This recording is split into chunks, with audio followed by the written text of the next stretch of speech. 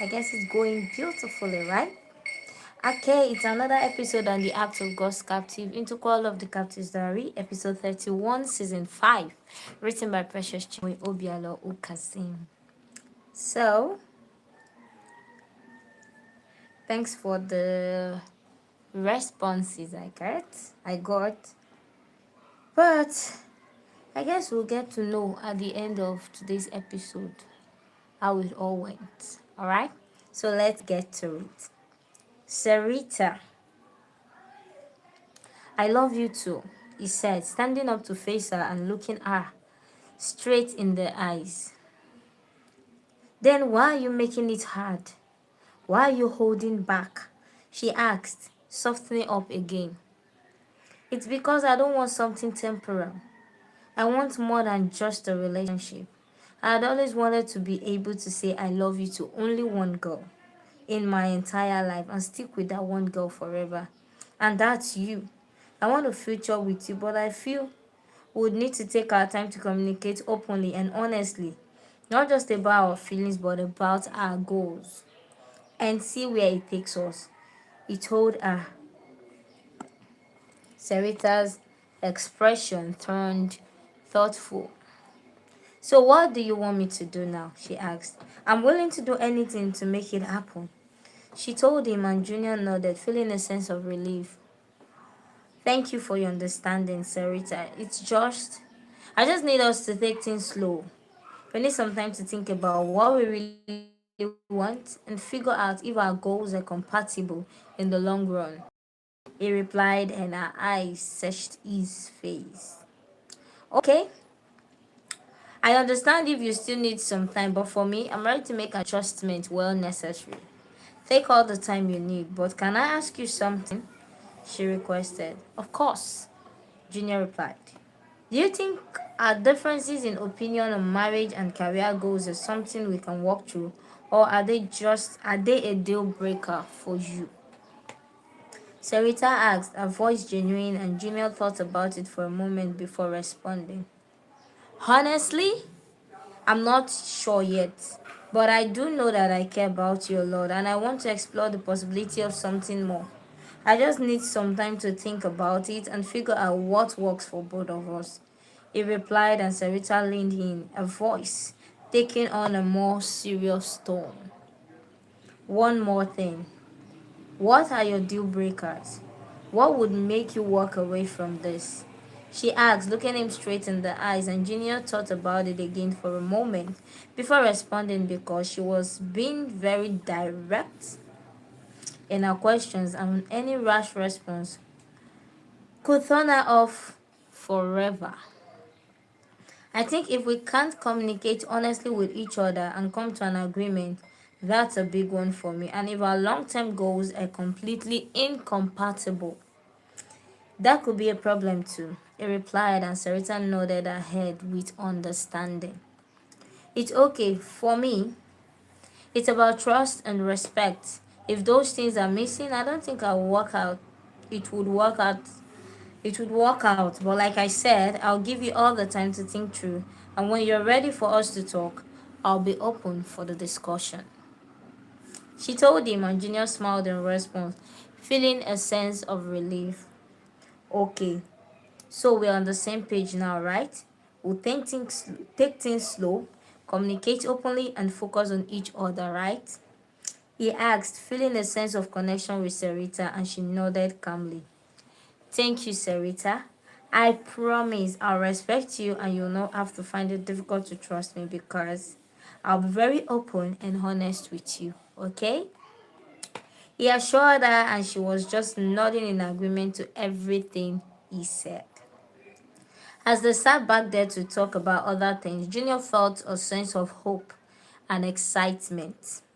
He knew that their conversation was just the beginning, but he was eager to see where things would go with Sarita. That night, Junior stayed up late into the night thinking.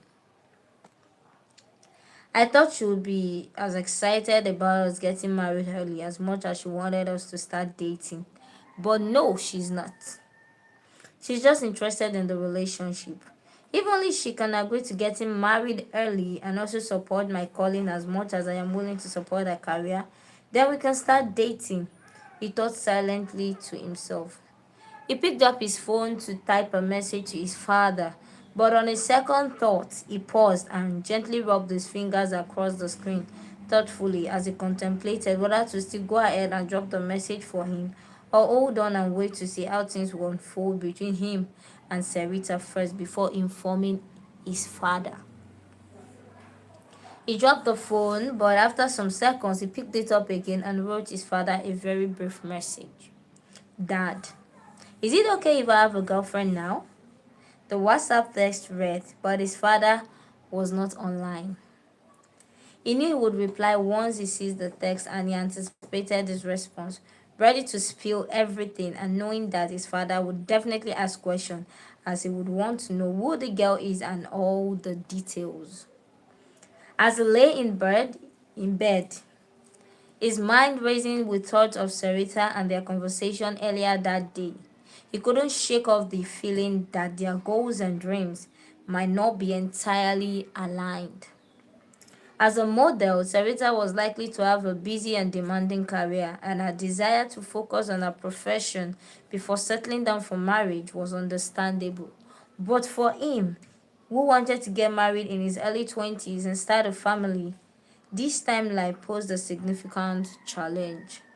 He also thought about Sarita's willingness to compromise, but he couldn't help but wonder if they would be able to find a middle ground that worked for both of them. Would she be willing to adjust her plans to accommodate his desire for an early marriage? Or would he have to adjust his own expectation to fit hers? Another concern that nagged at Junior's mind was his calling to become a pastor, which he is yet to discuss this with her. He had felt a deep sense of purpose in serving God and ministering to others, but he wasn't sure if Sarita would be interested in being part of a pastor's life. Would she be comfortable with the demands of being a pastor's wife, or would she prefer a more private and low-key lifestyle? His thoughts, his thoughts swelled with doubts and uncertainties. He had always felt a strong sense of convictions about his calling, but now he couldn't help but wonder if it would be possible to pursue his dreams with Sarita by his side. Would she be supportive of his ministry? Or would she feel suffocated by the expectation that came with being a pastor's wife? As he lay there, Junior felt a sense of trepidation wash over him. He knew that he couldn't control Sarita's thoughts or feelings, but he couldn't help but wonder if their differences would ultimately drive them apart. He prayed silently, seeking guidance and wisdom as he navigated these uncertain waters. Only time will tell if their relationship will be strong enough to overcome their differences, or if their goals and dreams will ultimately prove to be incompatible. And that's why he's of the opinion that they take things slow, so that they don't get too emotionally committed, only to realize that their dreams don't align.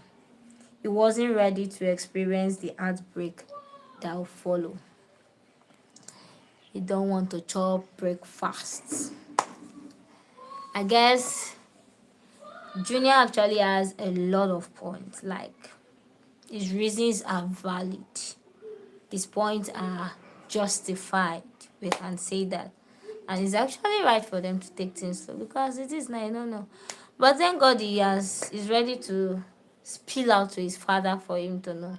So tomorrow we'll know what happens. Whether Onamdi was able to reply the message and what he said and how he was able to help him navigate the situation and how they were able to navigate the situation together. All right, thank you very much for watching and for listening. Have a beautiful and great week ahead and have a great day. Bye bye.